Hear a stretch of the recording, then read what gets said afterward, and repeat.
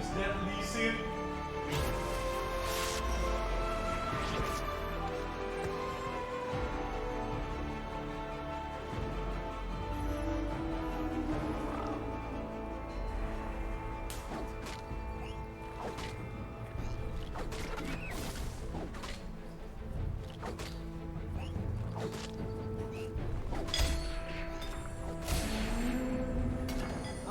A new chew toy!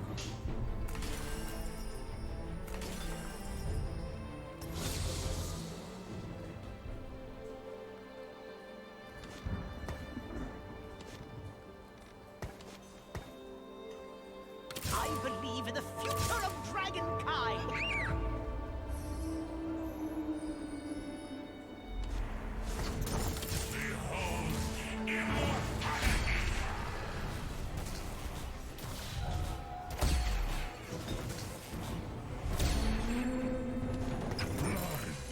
The way of the land.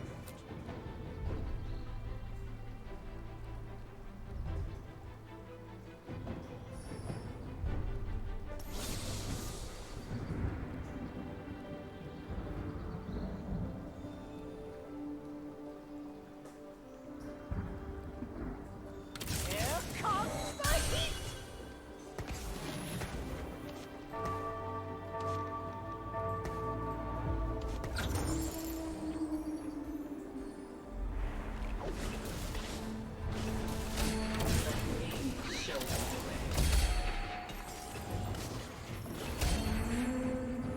Beware of dragons.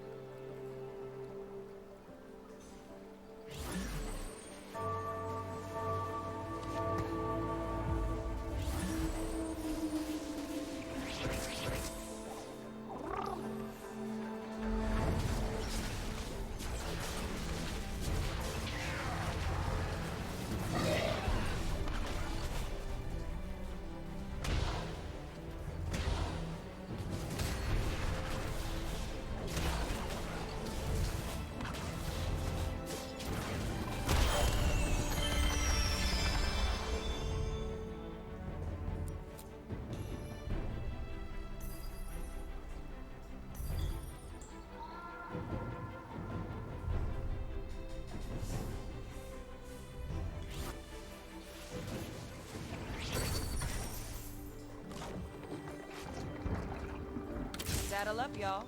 We got a showdown on our hands.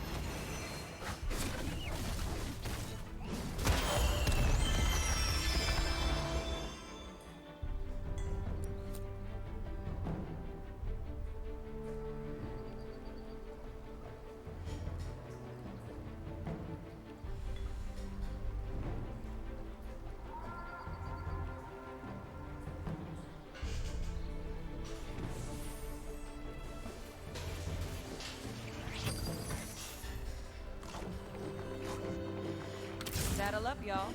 We got a showdown on our hands.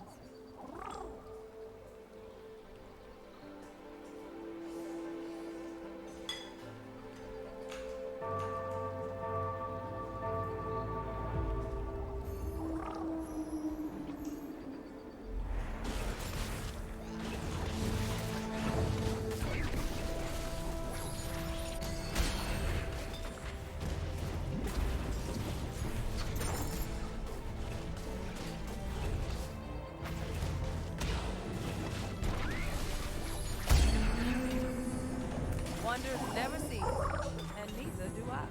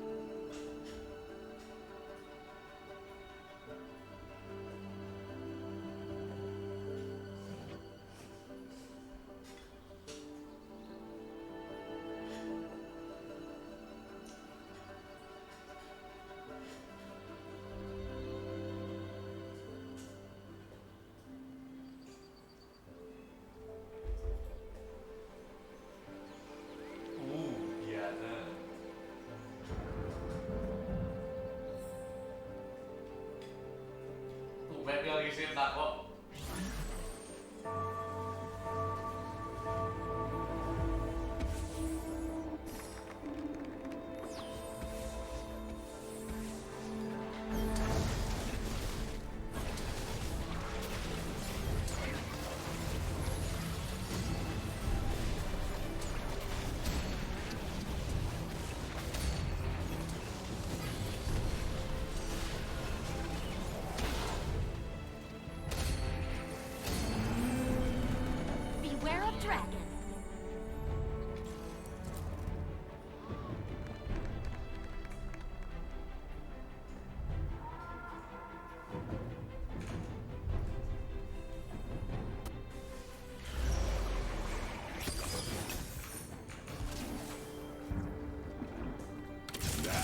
Shall gluttonize. A little taste of heaven, a barrel full of hell. Saddle up, y'all. We got a showdown on our hands. You're playing with fire now.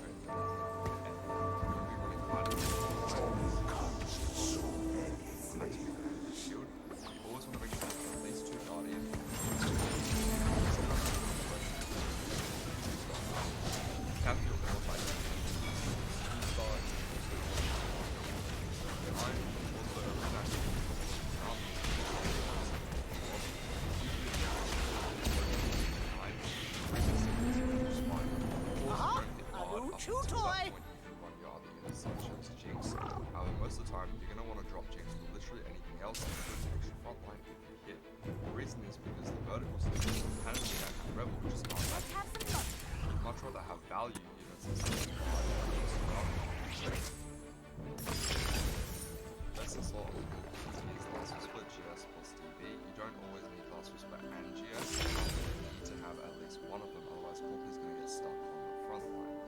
I find replacement for DB, the damage output is quite lower. You need to stay patient during the early game and also good play it's good defensive lobby is edge of 9 if you're playing into a sim lobby, but most of the time I don't really like this item because by the time it drops you've pretty much already lost the fight. USS is pretty good if there's a lot of CC. You can also go for a gunblade, which can be nice because it builds your itis. However, make sure if you have a gunblade, you can at least have 2 other damage items. You never want to run more than 1 damage lobby.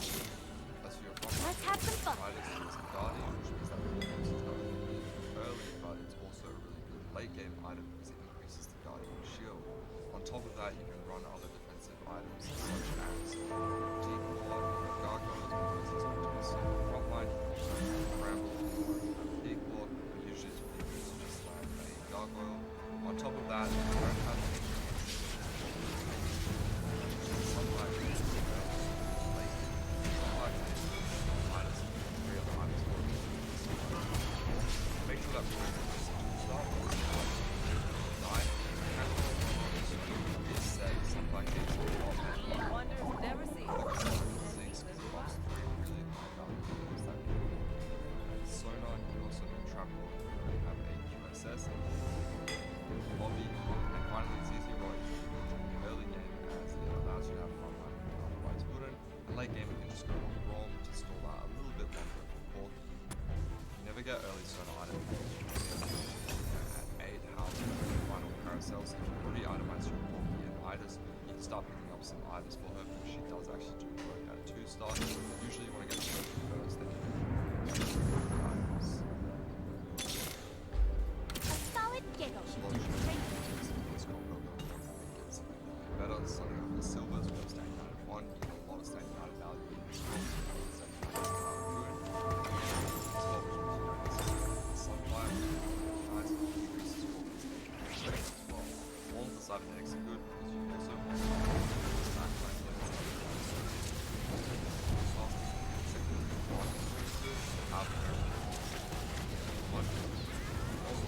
However, it's that's right.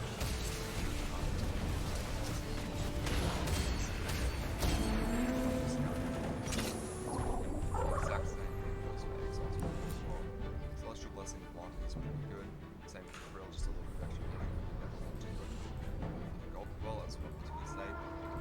Iron Shot is decent at damage anyway. As for Hot Shot, this is a really good replacement.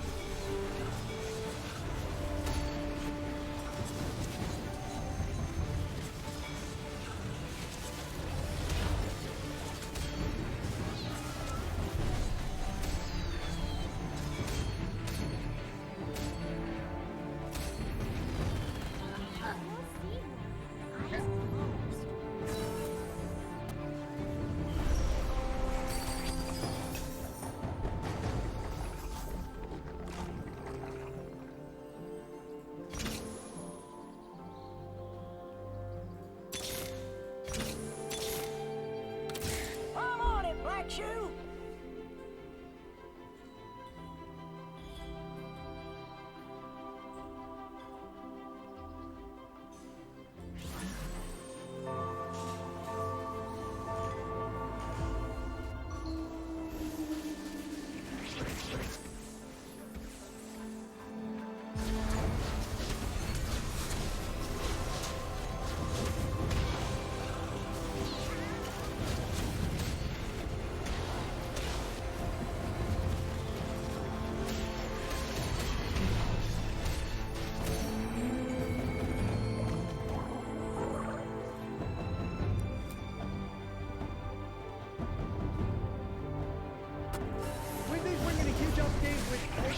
As well as a brand new version of Caldera. What we're going to look at here is just some of the different POIs. This is the first main point of interest, working from west to east. There's so many different POIs to look at.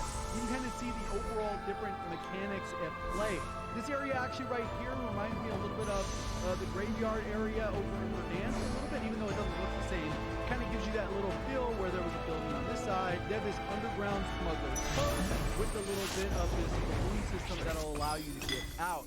On top of that, you can kind of see where this part connects and how it overlays. So overall, I think even though the map is relatively the same size or a little bit larger, you can see that there's going to be a lot more usage with level changes and different environments depending on where the zone shifts. Because sometimes when you're playing Rebirth, it'll be a hard shift to one side, so then you get to, or you're forced to experience that part of the map. And I would expect that as you play this, you can get more familiar with how the modes play.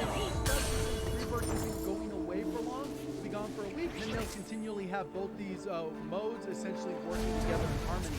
And then we have this particular one right here, which is a pretty big area from the top side. You can kind of see there's a lot going on. We'll see how much you can actually access. Obviously, when you're landing in, you'll be able to see on the loot here, and there will be a lot of navigation through your areas to loot. And that's the thing that they've kind of emphasized is the looting mechanic being at play, because obviously you get perks and all those things.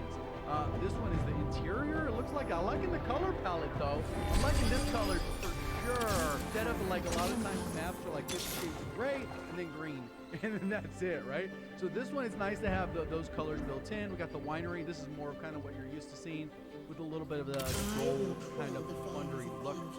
We got the tents area over on the far right with the balloons, and you can see that kind of like, are those going to be in play again? I wonder how it's going to work, because obviously some of these areas are a little bit higher, so the balloon will probably have to take you a little bit further. And you can see another balloon on this right side, just a little bit up. You can see it there. And then as we come through here, there's going to be new contracts. They're going to start over here, but I would imagine they make their way over to Caldera. So they have a black market supply run, which mixes a supply run and a supply drop, which basically means once you grab it, it'll give you kind of an area where you need to go. Once you get closer, you'll kind of have to search for that, and then you'll be able to open it up, and then that'll give you access to the black market. It's mainly meant for mid to late game, not really at the start, because you won't be able to afford the stuff in it if you don't have the cash. Then after finding the store, the team who activated the contract can exchange their cash for one of the many potentially tide-turning items. Afterwards, any other squads on the map can use this buy station for a few minutes before it deactivates. So if you see it, you might be able to go run towards it and then buy it.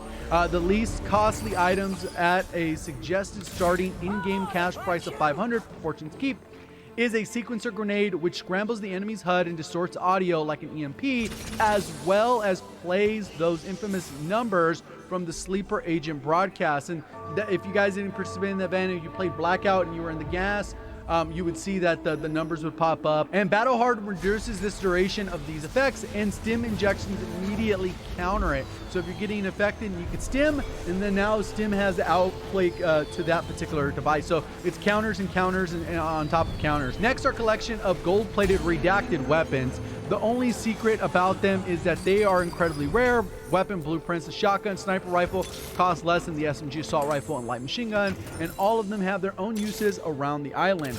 Lastly, there are 3 items that range from mid 4 to 5 figure, so that's going to be a lot. Super expensive. Nebula 5 loaded minigun and the all-seeing foresight, which I don't think is all going to be that important for this map, but I think once this makes its way into Caldera, foresight could be pretty useful. And then we got specialist bonus. These do not come cheap, so either complete the contract later in the match or pull together some cash, because obviously once you buy something, then the buy station is going to start to disappear and then you're going to miss out. So you want to make sure you have a decent amount of cash before you grab one of these contracts to experiment with those things.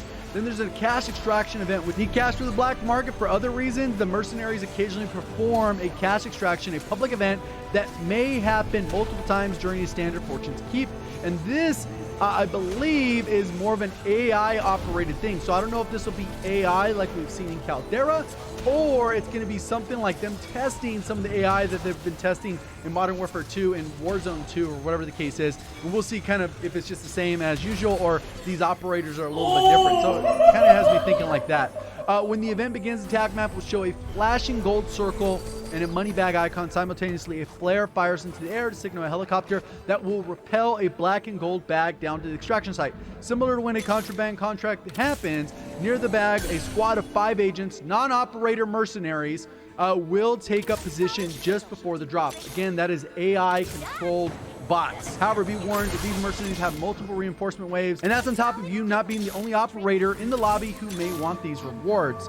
The event is over once the bag is completely empty, the helicopter is destroyed, or enough time has passed. And then there's Caldera has a ton of updates. Obviously, we're going to get Storage Town and Armored SUV. Storage Town relatively looks the same.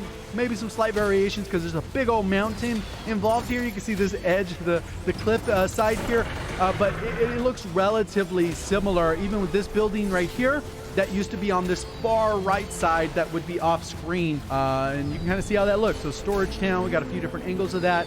This Armored SUV won't be right away, it'll be in season, and it'll likely just be from those contracts. It'll replace the other contracts that we had, but that one seems cool. It has a little bit of a nitro boost. Probably going to be a lot weaker, so it'll be a little bit easier to deal with, even though it can still be annoying. It won't be the overpowered Bertha that we've had for multiple seasons. POI and environment updates. This is kind of where it gets a little bit crazy because they're going to be changing all kinds of stuff on the map. The lush jungles and expansion foliage is being cleared out as operators rush to uncover what mercenaries hid on the island. Expect cleared sightlines across numerous areas of the island, partially due to small camps cropping up from resorts. So like normally this might be a bunch of bushes, now it's going to have buildings. So if you see someone, it's going to be more like organic fighting versus out in the field in the middle of nowhere on a hill. More reasonable fights where you can go into a tent, you can go into a building, you can jump up on a roof, change the angle, and it'll feel more like a dynamic fight than, oh, I see you out in open, you see me out in open, we shoot. Whoever wins, wins. And that's a little bit more randomized who saw each other first. There's going to be 7 bunkers on Caldera, are now controlled by mercenaries. To access them, you'll need a key card. This is very similar to Verdansk, where you got a key card, you ran to the bunker, but these ones are going to be tied in with that underground system. Long-serving operators know that the key card is rare drop, supply boxes, contracts, or even enemy operators who found them during their mission. A key card is bound to the operator who picks it up. It can only be used once on any of these 7 bunkers, so one single use. So if 3 of your teammates get it, you guys can use the fast travel system to get to the bunker and then access those for the rewards that they'll have in there. Once used, the bunker will open up and reveal a lion's share of riches, gold, weapons, equipment, and more. Scaffolding and bridges, you can see this added to Capital, and this will link the different areas, so it'll be easier to rotate from one building to the next, and it'll give it a little bit more high ground. But you can see that these are relatively exposed. You can probably shoot through the bottom of them. They don't really have these big old blocking railings or anything like that, so a nice little quality of life change there. They removed all the bones from this part of dig site. A dry dock and arsenal now holds a ship, and before this was just empty, and this kind of looks similar to the ships that were already on Rebirth Island, so they've kind of repurposed those, and maybe they tried them here and they experimented with how they played, because they're essentially copying those ships over, which is kind of cool. And then we also have new staircases and slight alterations to Peak Summit to make it easier to maneuver around the area, another quality of life change. And then we also have this other POI, and that's just one of the changes coming to Peak. Look for the new industrial area north of Peak as a great place to stock up for supplies. Even though you still have low ground, it's not just going to be empty dirt like it was before, and that's kind of where it's going to feel like you have engagements, and it's going to be clusters of fights and specific POIs instead of, I remember fighting at that dirt rock. kind of lame, right? So you're going to have a little bit more dynamicness to that. There's also a new military camp that takes up open space above the tunnel east of the summit. So you'll have another POI to the east there. And this will be very similar, even though these are kind of things that we've seen before. At least it allows you to have those areas. And some deforestation along the green military tents at the gondola station. There's also a new step-like incline from a dried out riverbed spanning from the gondola up to peak, as well as similar staircase-like rock outcropping leading up to the main station from point to west. So you can see this, and they have this kind of built in so you can navigate. Whereas before you couldn't climb those rocks, now they just put in stairs and said, hey, you're gonna be able to walk up those, right? That is not the only river that dried up. Look at the foothills south of Peak, and you'll see one of the major bodies of water completely evaporated and dammed up. So you can see that now it's all gonna be open, whereas the water was flowing through. And you can see it through here too, damn. The shallow water near the docks has receded, making the area easier to run through, because before the water can't slide cancel in, so you just kind of have to run.